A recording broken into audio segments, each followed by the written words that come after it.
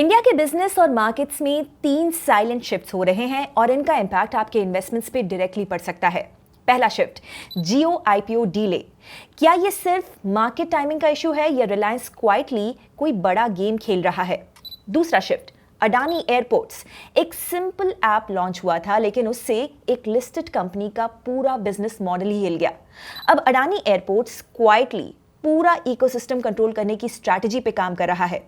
तीसरा shift, IT jobs. Bengaluru की monopoly खत्म हो रही है। नागपुर, मैसूरू, कोयंबटूर जैसे सिटीज अब स्पॉटलाइट में आ रहे हैं।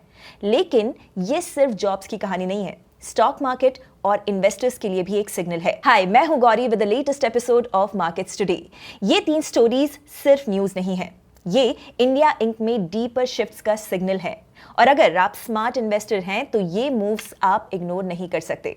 So watch till the end, क्योंकि मार्केट्स हेडलाइंस पे नहीं, सिग्नल्स पे रिएक्ट करते हैं।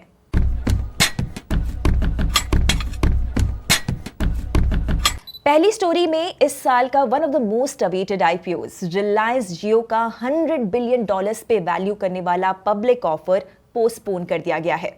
But let me tell you, ये सिर्फ एक डीले नहीं है, ये एक स्ट्रेटेजिक पॉज है।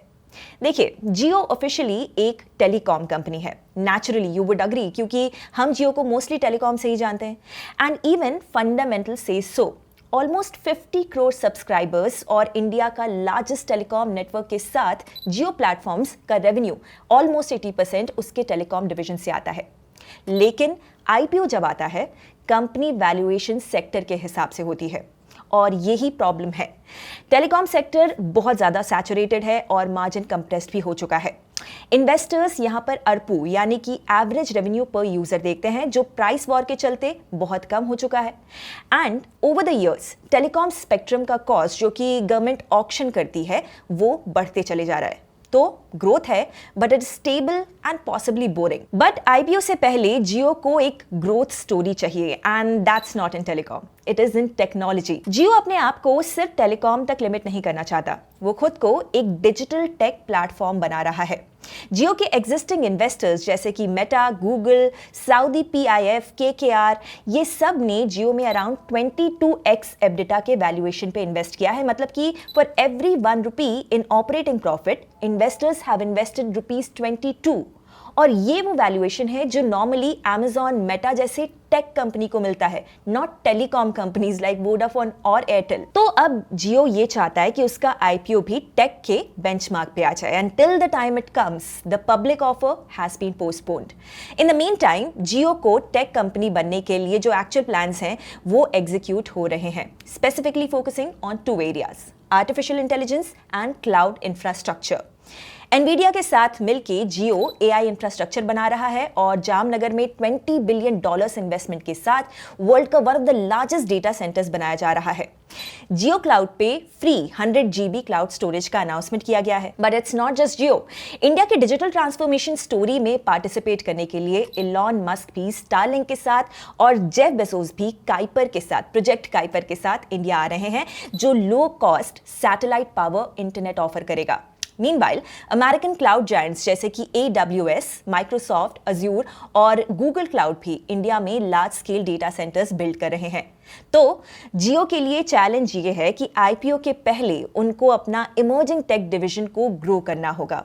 और जब ग्लोबल टेक जायंट्स भी इंडिया में एंट्री प्लान कर रहे हों तो जियो को अपना मोट प्रूव करना होगा। Next update is about a company that can literally lose its business in the coming days. आपने भी शायद कभी एयरपोर्ट लाउंज जाने के लिए अपने क्रेडिट कार्ड का यूज किया होगा। सिंपल स्वाइप करो, एंटर करो। बट उस स्वाइप की वजह से काफी बड़े बिजनेसेस भी बिल्ड हुए हैं और अब एक ऐसा ही बिजनेस मुश्किल में आ गया है। रिसेंटली अडानी एयरपोर्ट होल्डिंग्स के CEO ने एक छोटा सा अनाउंसमेंट किया। अब lounge access directly Adani digital app से मिलेगा। बट इस एक चेंज से ड्रीम फोक्स सर्विसेज का बिजनेस सब्सटैंशियली इंपैक्ट होने वाला है। ड्रीम फोक्स ने पूरा लाउंज एक्सेस मॉडल इंडिया में बिल्ड किया। आज भी ड्रीम फोक्स का इस स्पेस में 90% से ज्यादा मार्केट शेयर है। Banks, credit card companies, lounge operators और ट्रैवलर्स, इन सब के बीच का ब्रिज ये कंपनी बन चुकी है। लेकिन अब अडानी ये कह रहे हैं कि हमें ये ब्रिज नहीं चाहिए, हम डायरेक्टली बैंक्स और लाउंज पार्टनर्स से टाई अप करेंगे और यही हो रहा है। इनफैक्ट ड्रीम फोक्स के अकॉर्डिंग आईसीआईसीआई और एक्सिस जैसे बैंक्स को ड्रीम फोक्स को बाईपास करने के लिए प्रेशराइज किया जा रहा है। ट्रैवल फूड सर्विसेज और एनकाम हॉस्पिटैलिटी जैसे लाउंज पार्टनर्स ने भी ड्रीम फोक्स के कॉन्ट्रैक्ट्स तोड़ के डायरेक्टली अडानी के साथ कॉन्ट्रैक्ट किए हैं। इससे ड्रीम फोक्स के इन्वेस्टर्स शॉक में हैं। कंपनी ने FY25 का 93% रेवेन्यू लाउंजेस से कमाया और वो मॉडल अब क्रम्बल हो चुका है। बट ये सब सडनली नहीं हुआ है। लगभग 2 साल से इसके सिग्नल्स मिल रहे हैं। अडानी की नजर सिर्फ लाउंजेस पे नहीं थी, बाकी फूड और शॉपिंग आउटलेट्स पे भी है। सो अडानी का लॉजिक ये है कि जब हमने एयरपोर्ट बनाया है, इन्वेस्ट किया है, तो हर स्क्वायर फुट का फायदा भी हमें उठाना चाहिए। लाउंज हो, कॉफी शॉप हो, सब कुछ। मुंबई एयरपोर्ट इसका सबसे बड़ा एग्जाम्पल है। पहले फूड कोर्ट्स या retail shops third party brands चलाते थे। अब अडानी उन ब्रांड्स को फ्रेंचाइजी मॉडल पे ले रहा है। तो अब फिक्स्ड या रेवेन्यू लिंक्ड रेंट के बदले अब कंपनीज अपने ब्रांड्स एयरपोर्ट को लाइसेंस कर रहे हैं, जिससे अडानी का रोल और रेवेन्यू बढ़ता है और कंपनीज को सिर्फ 3 to 5% जितना फ्रेंचाइजी फीस मिलती है। इसके अलावा पार्टनर के थ्रू क्लोन्स लॉन्च करने का भी जो ट्रेंड है वो देखने को मिल रहा है। अगर कोई भी प्रोडक्ट एयरपोर्ट पे अच्छा सेल कर रहा है, उसकी काफी डिमांड है, तो थोड़े दिनों में एयरपोर्ट पे उसका लुक अलाइक भी देखने को मिल सकता है। स्पेसिफिकली अडानी के एक पार्टनर से, April moon. Whether it is luxury watches, cosmetics, eyewear, or even handicrafts. While this seems anti-competitive from a business point of view, Adani के लिए this move is a strategic genius. FY24 में lounge, food, shopping जैसे non arrow revenues year on year 53% increase हुए, but अभी भी Indian airports non arrow revenue में under tapped है। Global average है $12 to $15 हर पैसेंजर पे। इंडिया में अभी ये सिर्फ $4 to $5 ही है। अडानी उस गैप को ही फिल करना चाहते हैं, लेकिन इस जर्नी में ड्रीम फोक्स जैसे पायनियर्स साइडलाइन हो रहे हैं। तीसरी story is about job creation in unexpected towns. अगर आप सोच रहे हो कि आईटी जॉब सिर्फ बेंगलुरु, हैदराबाद या फिर पुणे तक लिमिटेड है, then it is time for a reality check. 2025 के पहले 6 महीनों में हायरिंग डेटा ने एक क्लियर मैसेज दिया है। इंडिया की real tech hiring growth tier 2 और टियर 3 सिटीज में हो रही है। वाइजैग, उदयपुर, कोयंबटूर, नागपुर, ये सिटीज आईटी हायरिंग ग्रोथ में मेट्रोज को पीछे छोड़ चुके हैं। टीम लीज के डेटा के मुताबिक स्मॉलर टाउन्स ने 50% से ज्यादा हायरिंग ग्रोथ दिखाई है, वाइल मेट्रोज जैसे कि बेंगलुरु और NCR were at 12 to 15%। But इसका मतलब सिर्फ जॉब क्रिएशन से नहीं है, इससे इन्वेस्टर्स के लिए भी एक बहुत ही इंपॉर्टेंट क्यू मिलता है। सबसे पहले कॉस्ट एंगल। टियर 2 सिटीज में सैलरीज, रेंट और इंफ्रा कॉस्ट कम हो सकती है। इसका डायरेक्ट इंपैक्ट आईटी कंपनीज के मार्जिन्स पे होता है, specially mid cap IT firms जो कि हाई वॉल्यूम डिलीवरी पे फोकस कर रहे हैं। दूसरा मेजर ट्रेंड है एआई और इमर्जिंग टेक हायरिंग। मैसूरू जैसे सिटीज में जेनरेटिव एआई रोल्स के लिए हायरिंग 30% से ज्यादा ग्रो हुई है। Roles like AI, ML engineers, cloud infra experts and full stack developers are in high demand, even outside the metros.